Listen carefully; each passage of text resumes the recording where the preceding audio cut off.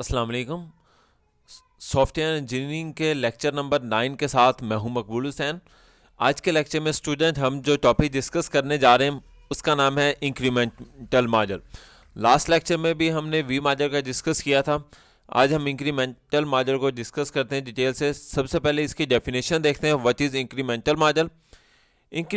Incremental model جس طرح نام سے ہی ظاہر ہے انکریز کرنا. انکریز کا مطلب ہے یعنی جتنا بن گیا ہے اس کو دکھا دو, اس کے بعد دوسرا, پھر تیسرا, اس طرح سون. یعنی ہم کہہ سکتے ہیں انکریمنٹل کا مطلب یعنی جو آپ کا ماڈل ہے, جو آپ کی ریکوائرمنٹ آتی ہے, ریکوائرمنٹ کو مختلف حصوں میں ڈیوائڈ کرو اور اس کے بعد ہر حصے کو علیحدہ علیحدہ یعنی اس کی کوڈنگ کرو, اس کی ٹیسٹنگ کرو اور اس کو امپلیمنٹ کرو.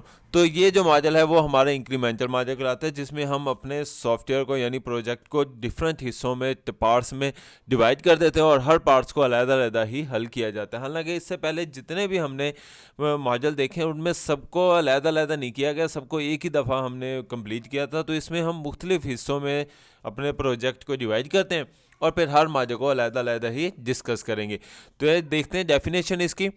Incremental model is the process of software development where requirement divided into multiple stands one modules of software development cycle. تو یہ وہی بات جو میں نے آپ کو ابھی بتائی کہ ہم جو ریکوائرمنٹ ہے اس کو مختلف حصوں میں ڈیوائڈ کر دیں گے. In this model each module goes through the requirement design implementation and testing phase.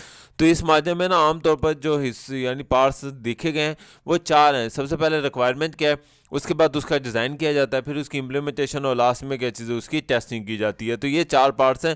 تو every sub sequence release to models add function to the previous release.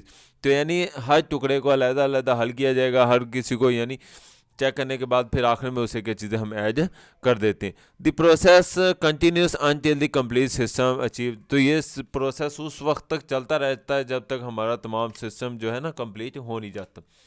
اب انکریمنٹل کے فیسز دیکھتے ہیں. تو عام طور پر جس طریقے سے میں نے کہا 4 فیسز ہیں.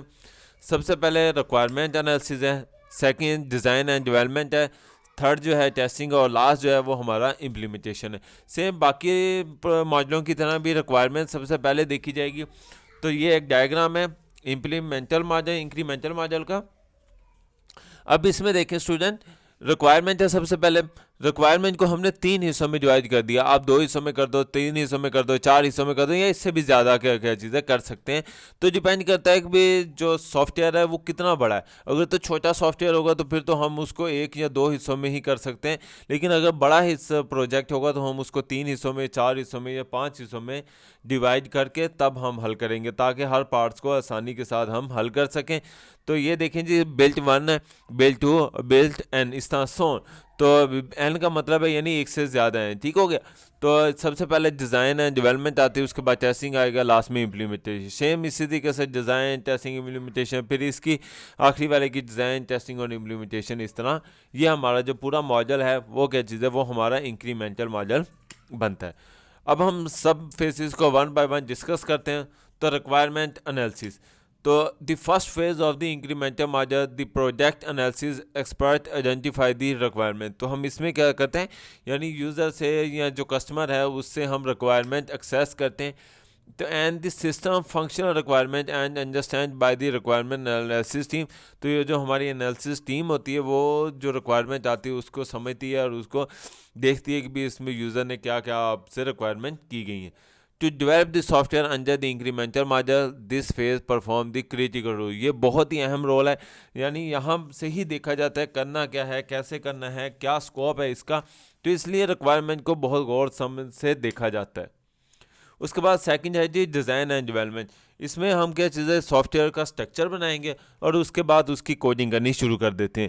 تو ان this phase the incremental model of SDLC the design of system functioning and development method are finished with success. تو یعنی ہم اس کے بعد when soft where develop new practically the incremental model use style and development phases. تو ہم اس کو soft where کو develop کریں گے نیو پوٹینشیلی پریکٹیکلی طرح, اور اس کے بعد کیا چیزیں انکری ماڈل کو یوز کرتے ہوئے ہم اس کے ہر فیز کو علیحدہ علیحدہ کمپلیٹ کرتے ہیں. آگے اس کے بعد ٹیسٹنگ آتا ہے. ٹیسٹنگ میں یہ چیزیں جو آپ نے ڈیزائن اور ڈیولپمنٹ کی ہے اس کی ٹیسٹنگ کی جائے گی. تو incremental model the test phase check the performance of H existing function as well as additional functionality.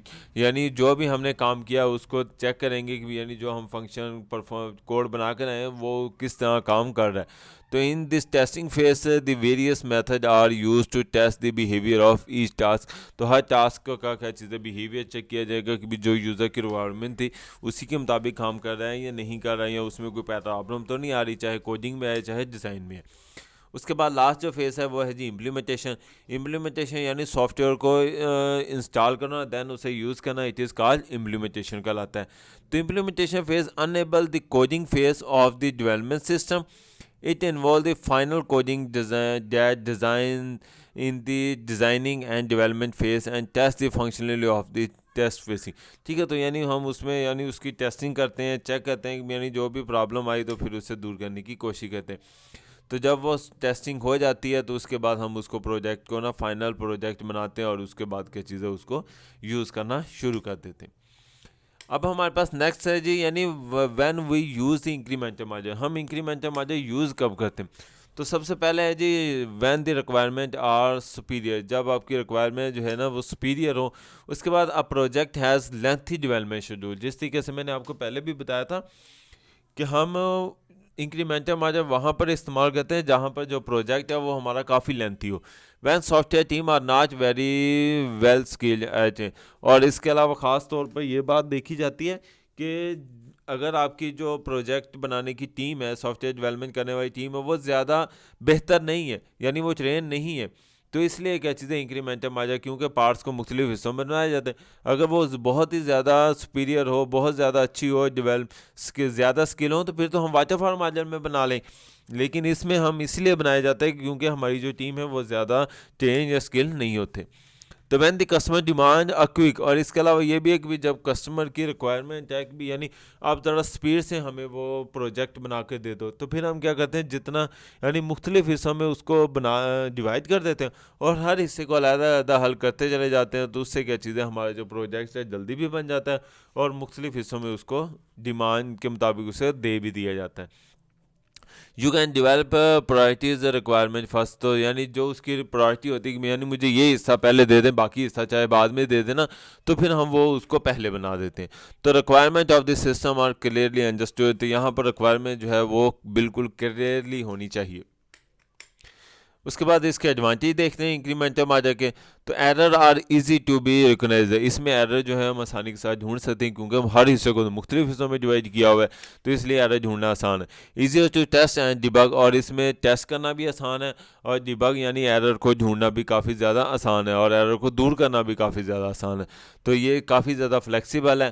Simple to manage risk. یعنی اس میں جو رسک ہوتا ہے اس کو بھی کافی زیادہ ہم ایزیلی مینیج کر سکتے ہیں ڈیورنگ دی ایٹریشن, کیونکہ لوپ کی طرح ہم اس کو کام کرنے. تو کلائنٹ گیس امپورٹنٹ فنکشنلٹی. اور جو کلائنٹ آتا ہے یعنی جو کسٹمر ہے وہ جلدی سے کیا چیز ہے وہ اپنے جو فنکشن ہے اس کو دیکھ سکتے ہیں.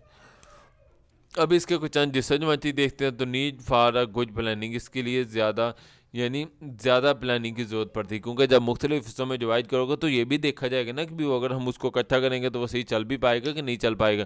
تو ٹوٹل کاسٹ اس کی جو ہے نا وہ کافی زیادہ ہائی ہو جاتی ہے کیونکہ اسپیڈ سے جو کام کرنا ہوتا ہے. تو well define ماڈیولرز interface are needed. تو اس کے لیے کیا چیزیں یعنی جب بھی ہم ٹکڑے پارٹس بنائیں گے تو اس کو اچھے طریقے سے پارٹس بننے چاہیے. اگر کیا تھوڑی سی بھی پارٹس بنانے میں مسٹیک ہو گیا تو کیا چیزیں آپ کا جو سافٹ ویئر ہے یعنی جو پروجیکٹ ہے وہ استعمال نہیں ہو سکتا یا وہ ایرر سے بھرا ہوگا. امید ہے آپ کو آج کا لیکچر سمجھ آیا ہوگا. اگر کسی بھی ٹاپک سمجھ نہ آئی ہو تو ہم اسے اس ای میل ایڈریس پر یا جو میرا یوٹیوب کا چینل ہے کمپیوٹر ٹیوٹوریل ہب, اس پر آ کر مجھ سے کمنٹس کر کے پوچھ سکتے ہیں. اپنا خیال رکھیے گا. اللہ حافظ. فی امان اللہ.